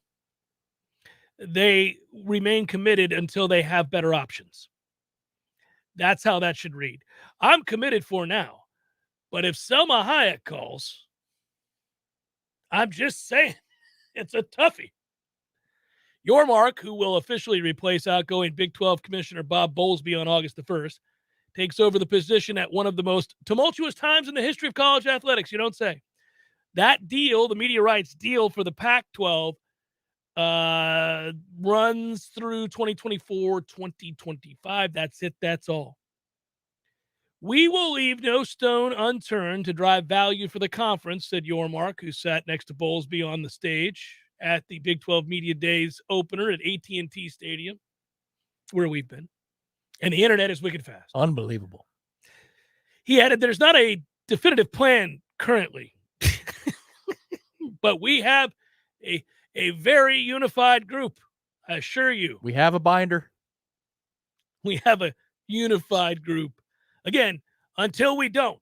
We currently have a unified group until one of them receives a much better offer than they currently have with us here at the Big 12. That's all he has to say. Can't say it, but has to say it. I feel very confident that our conference is in the best position that it's ever been. Well, then you're an idiot. Because if you think that your conference got better by losing Texas and Oklahoma and adding BYU and Cincinnati, then you're a bigger dumbass than anybody realizes. That's ridiculous. Nobody thinks that, and you don't either. Tom, why are you working overnights at Waffle House? Best job I've ever had. It's incredible. Let me tell you, this is most lucrative, best job I've ever had. And I know, to hear me say it, you might raise an eyebrow, but the benefits, both of the time slot and medically. I get to see the sunrise every day on the way home. Changes your outlook on the world. Okay. Typically, Bowlesby gives the Media Days State of the Conference address. But Bob is leaving us, quote, in a great place. If by great place you mean dead on the side of the road in a ditch, that's a toughie, man. That is funny that Yormark has to sit up there and praise the outgoing Bowlesby, who of course he would be there. Well, he's sitting there next to him. He's leaving us in a great place, face down in the muck. Did we have the audio though? Might you say he's leaving us in a great place, as you guys all know. What a great place we're left in. Thank you, Bob. I said at the time that I thought our board was aligned, as I had seen more aligned than I had seen them in my 10 years with the Big 12. It was, I think, 8 days later that Texas and Oklahoma announced they were leaving to go to the SEC. So you can take my assessment of calm waters for what they're worth. Oh, good. He poked fun of himself there. There we go. That's good. Yeah. Nothing. They're worth nothing. We're screwed, you ass. Is what everybody thought in the room. $2.5 million. He gets to walk away. My man. I'm headed to the beach. You guys try to find a breath of fresh air. It's funny. Those guys are all laughing to keep from weeping. That's the line of the day, though. Well, we don't have a definitive plan right now, but we feel like we're in the best position we've ever been. Man, that is the football conference commissioner equivalent to the Walt Bell answer to you. What is your job responsibility as offensive coordinator, Willie Taggart? Well, yeah, I did laugh at that, though.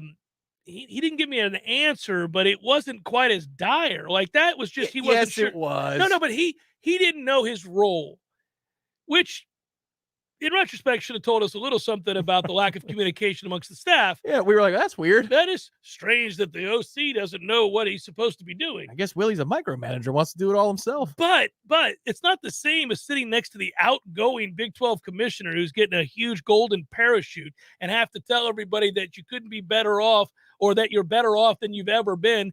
And my man, you just lost Texas and Oklahoma and added freaking BYU and Cincinnati. What are you talking about? The state of our conference is stronger than ever. About? They added BYU, Cincinnati, Houston, and UCF. Well, that'll make up for the loss of Texas and Oklahoma. I just like that somebody tried. At least my man was a little self-deprecating for a half a second. It was 8 days later after I told you we've never been more unified that Texas and Oklahoma left for the SEC. So you can take my assessment of the calm waters that I spoke of last year at this time for what they're worth. Yes, apparently you were lying to all of us. It was worth nothing. That's not a tsunami. No, sir. It looks like the type of wave that could kill you. It's low-lying clouds. Fall short. Don't worry about it. Don't run. Jeff Cameron, Show 93.3, Real Talk Radio, Warchant TV. Your local news now. On Tuesday, the Tallahassee Police Department arrested an adult female in connection to a fatal crash that occurred on May 19th, just before midnight at the intersection of West Tennessee and Basin Streets. Following a thorough investigation, it was determined the victim and the suspect were traveling westbound on West Tennessee Street at a high rate of speed moments before the crash. The victim, an adult female, was sideswiped by the arrestee and lost control before crashing into a utility pole. The victim sustained life-threatening injuries and was pronounced dead on the scene. Benitria Noble was charged with DUI, manslaughter, and vehicular homicide. A new residency program is shaking up the medical field in Big Bend. HCA Florida Capital Hospital and University of Central Florida College of Medicine launched its first medical education residency program. Students will get the opportunity to learn about dermatology and psychiatric medicine. The new graduate medical education residency programs last between 3 and 7 years, depending on the specialty. This is Rachel Lene with Real Talk 93.3, local news update, brought to you by Macklemore Systems, Tallahassee's go-to Mac store. Check them out online at MacklemoreSystems.com. This is meteorologist Paul Trombley with your Real Talk 93.3 weather update. Scattered thunderstorms likely this afternoon, otherwise overcast skies. Highs level off around 90, southwest winds 8 to 15 miles per hour. Chance for scattered storms tonight, lows dip down to about 74. Cloudy skies expected. Cloudy skies with a few peaks of sun tomorrow. Scattered thunderstorms likely, daytime highs approaching 88. This report is brought to you by The Lawn Johns. For all your landscaping and lawn care needs, visit thelawnjohns.com. Right now, 79. If you're a business owner of any kind, you need advanced fire protection services. We are AFPS, and we provide high-quality life safety services throughout Northwest Florida, and we've been doing it since 1989, with offices now in Tallahassee. Fire sprinklers, fire alarms, fire extinguishers, hood suppression systems, and emergency exit lights. For all of your life safety equipment, we've got you covered 24/7. We are Advanced Fire Protection Services. For a free life safety system evaluation, visit WeSaveLives.com. That's WeSaveLives.com. Well. Hey, Jeff, look at this place. Yeah. Well, doing well. It's been a while since I've seen you, brother, but, it hasn't been a while since I've been over to Gordo's. I go there on the regular because of you, Eddie. Well, we keep you regular. Well, that's true, but I think of Gordo's as a place to sit down, have a cold beer, talk to your friends, enjoy the sports, eat the delicious food. But I think of you as Uncle Eddie, a man who takes care of his people and takes care of the town. I appreciate that, Jeff. Hey, and we'll keep you regular. Gordo's, bringing the flavor and flair of Cuban food to Tallahassee since 1996. Here's what you missed on the Greg Tish Show. We need to have history. We need to have literature. It deserves an explanation. We don't need to be promoting lifestyles that come into play for your average elementary school. Well, I had an experience with this. When my daughter was in school, her teacher gave her a book to read, but then she asked me what the C word is. That was in the book. That was in the book. Okay, so talking about the C word. So you're talking about conservatives, right? The Greg Tish Show, Monday through Friday, 6 to 9 a.m., only on Real Talk 93.3.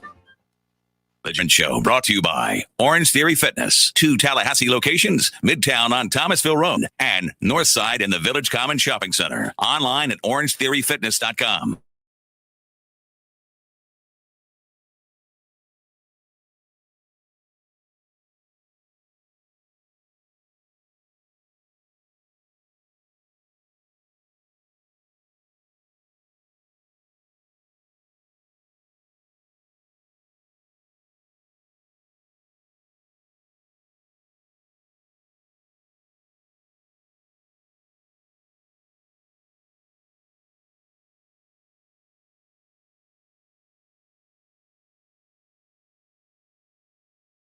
Pimpan is strong. It is over.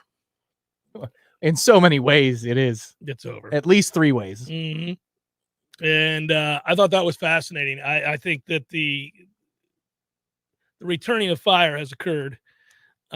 He basically said, you're not going to get any world ranking points if you're at Live, and you're done. Your career's over. Enjoy the money. That's what he said. And what it tells you is that he's spoken to the people at the USGA, RNA, and the powers that be. And we're already beginning to see this play out because Greg Norman was not invited back as a 2-time champion for the champions event.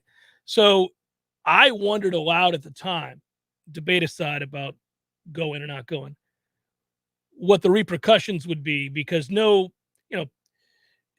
not going to voluntarily give up power. Nobody ever does. It's true as a city, nation, army, you name it. You're not going to voluntarily give up power. Maximus did. So I would suggest to you that once they were able to form a better bond and relationship and have a shared vision, then they were, I'm talking about internationally, I'm talking about the European Tour and the PGA Tour. Once that happened, the writing was on the wall.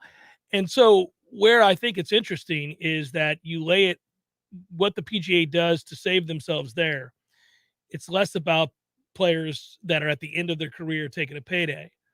And it's about making sure that the young players coming out of college, the elite players that have hit the tour and hit the ground running and had immediate success. Guys like Colin Morikawa is your defending Open champion.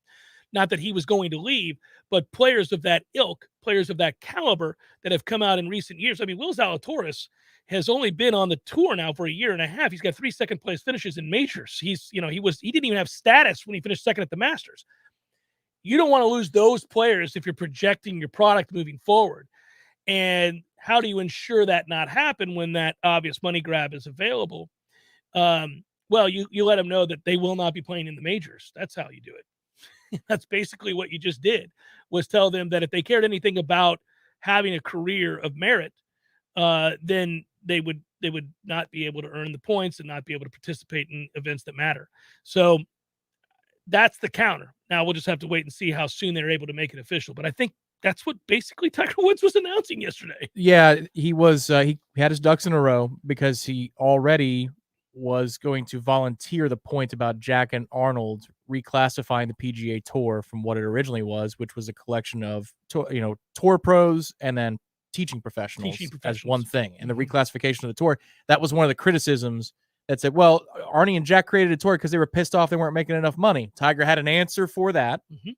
But we'll see. What's interesting is when Rory was quoted saying, I hope there's a reconciliation between the two sides, I found that interesting. Like, why would he say that? That tells me that maybe he knows that something is in the works where there's a pathway back, or you don't get world ranking points to play at Live, but you can go play it and come back and play the PGA to a certain degree. I don't believe that's possible. I don't think that'll happen. I think. Then why is he calling for a reconciliation? Well, because he would be the last person you would think that would call for such a thing. Yeah, he's done a good job of representing the PGA players. I think that what he would argue is that if you did not have status and you made a decision to go play, I learned early on that before what you have now with the ranking system for collegiate golfers, which is a direct path now on to the Korn Ferry Tour, which you didn't have before. One of the problems when you finished your amateur career, your college career, no matter how prolific you may have been, unless you didn't get an invite, a special invite or whatever the sponsors exemption, right? Those exemptions that we speak of all the time, you weren't real sure where you were going to be able to play. And of course, in order to accrue enough success and points, you have to be able to play. And if you weren't one of those guys that had a prolific career, you might not get these exemptions. You're just trying to find a place to play, because what you need to do when you finish college is play so that you can continue to go down a path and eventually earn a tour card. I think that some of the veteran tour players who loathe what Liv did and see it as a direct threat and hate the players that went over would be willing to make an exception for kids that didn't have status, who went and took a chance to play somewhere and got offered, and they have no money, they're broke, they get out of school, they're like, we'll give you $2 million, come over here and play this event. If you're one of those guys and you didn't have status on the tour to begin with, you could see a path where they'd say, okay, but that's forgivable. Dustin Johnson, have fun, your career's over. Right. Yeah, I hope the money's good. I think you could maybe see that. And that would make sense to me to some extent. Yes. Yeah, it would. It's not over yet. It'll be fun. But yeah, Tiger, I was surprised by how definitive he was. Because Tiger loves money too. But I think it's also because, and somebody pointed this out yesterday, he built that tour. Look, the PGA Tour it existed before Tiger got there. And I know it was founded and it has history. But Tiger took it to a place where it's a follow on Twitter and people care to follow it. Nobody would have cared to follow that thing on Twitter if Tiger didn't exist. Well, Tiger on the heels of Jack, on the heels of, but he took it to a level that was primed for the 21st century. Right. Arnold gets credit first and foremost. And then, that's why he's considered the king. And then Jack came along, bested Arnold, and became even more charismatic. And then from there, you had intermittent successes with certain players. I'm just saying, if it was Brad Faxon's and Nick Faldo's of course, and David Duval's, that this wouldn't be a thing like it is now. Right. But also the reason is that Tiger worked real hard.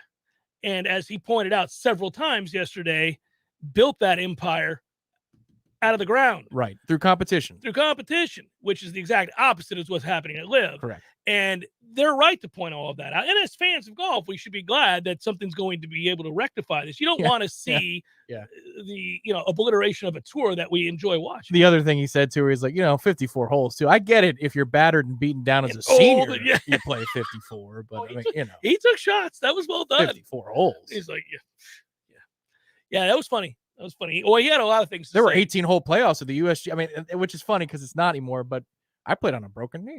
18 holes the next 18 day. holes. Me and Rocco. Yeah. We had to play an extra hole. Yeah, that was funny. He was prepared, ready to go, and it was an awful weak asses. Awfully good. So there was that. Yeah, there were shots of, hey, look at you, weak asses. But I also just love that he kept reiterating, I mean, to have a golf career and never get to play these hallowed grounds and never get to step foot at Augusta National. That's tough. That could happen. He looked around as he said it. That could happen. We don't know, but that could happen. Isn't that right, Fred Ridley? It could happen. Wink. Yeah, that was good. He stared a couple times at a few people in the back like, that's something that we don't know, but it could definitely happen. Dude, just told we sat at the table with the main boss. He's letting you know. I'm not saying as sure as I wear red on Sundays, this is going to happen, but I wear red on Sundays. It's been talked about. Sometimes it's fuchsia pink, but it's kind of red. We'll do probables next. You want to do probables next? Let's skip ahead here and go to probables next. Hey, Noles fans, our partner ISF Inc. is a national management and IT consulting firm located right here in Tallahassee, Florida, solving the future for state governments through strategy, process, and technology. As a trusted advisor for state governments, ISF knows the importance of defining a clear and detailed strategy. Our friends at ISF can help your organization create a strategy that sets you on a path to success. ISF, your vision plus our expertise brings your brilliant ideas to life. Visit ISF.com to learn more. ISF, solving the future. Wooden Glass has been taking care of families since 1945. Experienced, reliable professionals who offer only the best, like Widden's top-of-the-line bath enclosures. Eye-catching storefronts are a specialty at Wooden Glass, and they provide precise installation. Wooden Glass, Tallahassee's first family in glass. Online at widdenglass.com. Call 850-222-5781.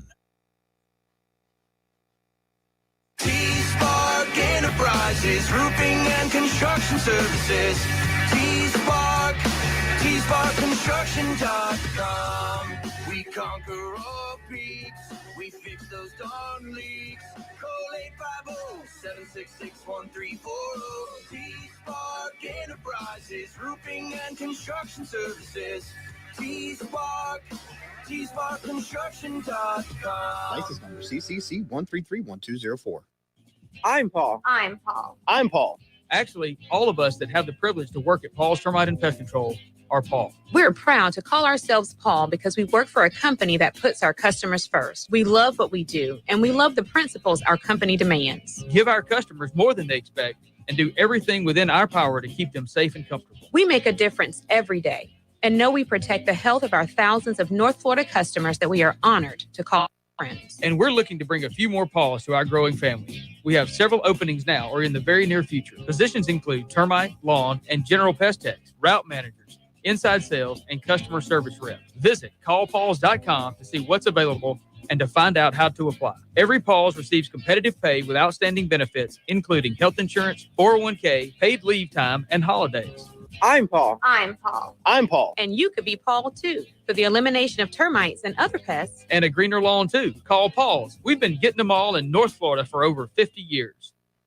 Hi, I'm Dr. Shannon Lord with Finn Chiropractic. We are primary care physicians, and you don't need a referral to come see us. Chiropractors not only help you get to the root cause of your problem, but it helps get rid of neck pain, back pain, and headaches. It makes your body whole and healthy on the inside. So if you or a loved one has neck pain, back pain, or headaches, make an appointment today to get to the root cause of your problem. Come see me, Dr. Shannon Lord, at finnchiro.com, FENNCHIRO.com, because your chiropractor loves you and there's nothing you can do about it.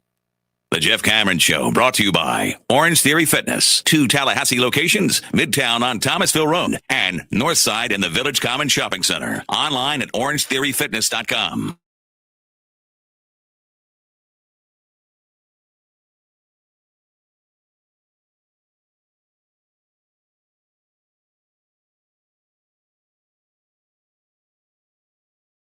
Special edition of Wake Up Warchant, a little get together, a little gathering. We'll gather around the fire discussion. It'll be a lot of fun at 6 o'clock. Warchant TV, Corey Aswa, joining you guys in a little chat session. A little chitty chatty. Let's do Probable. A little chatsky? Yeah. Let's have a little chat, shall we? Soon enough, we could be doing some chats for football, buddy. We may have to. A little fireside action? We could. Well, if it gets cold, we got to wait until it gets cold. Long time. Yeah. Long time. Well, we can still, maybe I'll do a fake I don't have the fake fireplace. Do you have a fake fireplace? No. You know the ones we talk about with the people with their TVs on? Yeah. The little stands with the fake fire? Yeah. Good Morning Football had that, Kyle. I know he did. I liked it. Yeah. They're so cheesy. And it would be like in September. It would be on. Yeah. All right, Probables. Here we go. Fire it up. It's time for, how you say, with the pitching, probables? Boy, the Mets are just beating the Braves' ass today. This is not even a competitive baseball contest. Is that so? 7-1 Mets in the 7th. Oh. Chris Bassett started for the Mets. Mort, Charlie, having a rough go. Don't blow it, bullpen. You know who's hitting cleanup for the Mets today? Luis Guillorme. This is an impressive 7-1 win, sir. Very well. Lead. Baseball. Big lead. Impressive 7-1 lead. Big lead. Mariners, Nats are in the 9th inning. That game looks to be over too. 6-1 Seattle. 1-1 Milwaukee and Minnesota in the 5th. That was, I don't know who that was pitching there. Oh, yeah, there it is. Aaron Ashby and Joe Ryan. Tigers, Royals, Tariq Skubal, Brady Singer. D-backs, Giants, Zach Gallen, John Brebbia.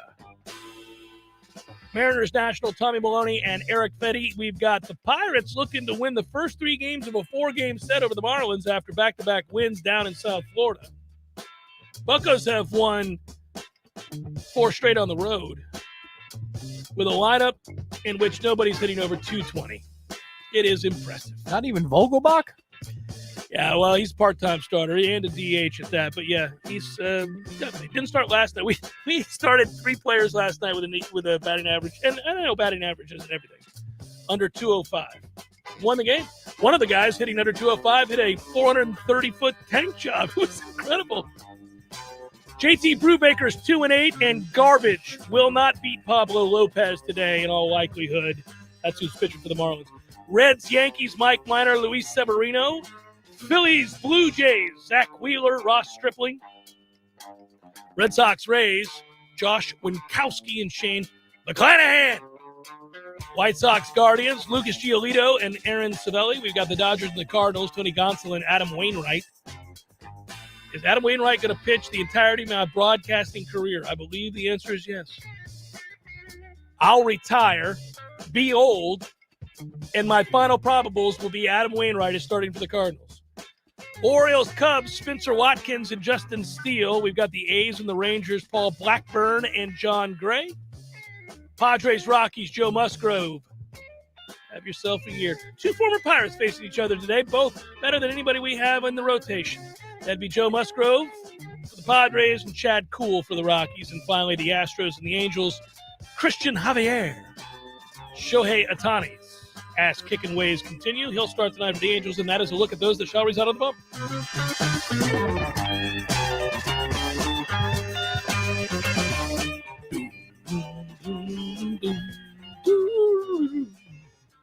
Man, I saw there was some blowback towards the amount of praise that Shohei Ohtani receives in the press along with Trout. And I thought, well, who's blowing back? People were like tired of hearing that every time Trout hits a home run, it's described as a Herculean feat. And Shohei Ohtani, every time he gets a win, is described as a player unlike we've seen ever before. And I'm like, well, that's because he is. And it's also because Mike Trout could end up retiring as the greatest player to ever live. So what gives, everybody? I think it's just frustration that the Angels are that's the answer. Ridiculous franchise. Ridiculous. It makes me mad, too. It makes me mad because I love the sport, and the two players that would garner the most amount of attention and help elevate the sport are on a ridiculous franchise that does nothing, and nobody sees their games. It's unfortunate. Now, that said, I hate that. I don't need him to go to the Mets, and I don't need him to go to the Yankees, and I don't need him to go to the Dodgers, and I don't. So, I mean, it's the hard part here. It's clear that what's best for baseball is to force Shohei Ohtani to be atop the rotation for the Pittsburgh Pirates. Oh, yeah, there it is. A long-standing, dominant franchise with 6 world championships and a tremendous fan base playing in the most unique stadium in all of sport. That's where you send Shohei or Trout. If you want Shohei to go somewhere else, I'll take Trout instead. Right. That's fine. The man who saved Pittsburgh. There's your 30 for 30 documentary. That's right. Which, I mean, it might be Mark Cuban. If they would ever let that go through, he needs to go ahead and purchase the Pirates. And Robert Nutting, maybe an unfortunate car wreck. Unfortunate name as well. Yeah. Well, you know, I buddy, circling back, Georgia Tech is only a 19.5-point underdog to Clemson on September the 6th, folks. Woo! Going to go ahead and take the Clemson Tigers and lay that 19.5 out here today, friends. September 6th? Isn't that the date? I was just wondering which week it was. I don't know. Sometimes they play week 0. September it feels 5th. like. September the 5th. Nice. Yeah. That's a Monday. Big Monday matchup. When we get back. Little ESPN 8 o'clock prime time ass whooping. Oh, boy. There you go. Is that right? That can't be right. What's the first half line if it's only 19.5? That's not up yet, man. 13.5? All early on. Usually tracks about a touchdown light, right? Yeah. Ole Miss on ABC 2 weeks later. Then it's... Man, I just love that, you know, I wish for our purposes we had a bye week later in the year for good weather. We have the October 22nd bye week, which is not bad. It's mediocre. But you get a week 2 bye week? Yeah, man. You get to watch a whole lot of football on a Saturday. Usually September, we don't see a lick of the noon window or the 3:30 window. We're too busy. Yeah. I want to start to settle in and mark it down in terms of preparing for the windows that we do have to watch and not cover. So just, yeah, I'm going to start. Ton this year. Yeah. Because the Saturday before LSU, you got that whole day. You got the bye week next, the Friday Louisville, so you get that next day. October 22nd, and then rivalry Saturday because we play Florida on Friday. So the earliest of games on the 27th of August, obviously, and we're included in that mix with Duquesne. We have Nebraska Northwestern. All right. That's something. Yeah. It's a game. Wyoming at Illinois. Oh, a little underrated action there. Duquesne and Florida State, obviously, but yeah, That's a 5 o'clock. We're 5, right? Yeah, we're 5 o'clock. It's not bad. I hope the Rattlers can go and play well at UNC, but that's a toughie. Good work out of you. Good work, Director Matthew. Be well, everybody. Have a great night.